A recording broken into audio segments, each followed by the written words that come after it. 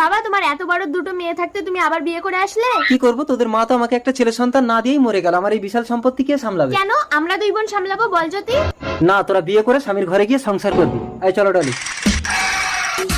শোন জ্যোতি, বাবা যখন বেরিয়ে যাবে তখন সৎমাকে করে দেবো, নইলে একটা সৎ ভাই হয়ে গেলে বাবা কিন্তু আর আমাদের দেখবে না। ভালো হবে, একটা ভাই হলে আমি নিয়ে খেলা করবো। এই বেশি বুঝিস, আমি যাই বলছি তাই শোন। এই প্রিয়া, জ্যোতি, আমি একটু বেরোচ্ছি, তোর নতুন মাকে দেখবি। এই যে মহারানী, পায়ের উপরে পা তুলে বসে আছো কেন? তোমাদের কি কাজ করতে হবে বলো, আমি করে দিচ্ছি। কাল সকালের মধ্যে দেশ ছেড়ে চলে যাবে, নাহলে করে দেবো। ডলি, দিদি, বাবা না যেন জানতে পারে। কি ব্যাপার ডলি, এরা কিছু বলছিল তোমাকে? না না, ওরা আমাকে ভীষণ ভালোবাসে।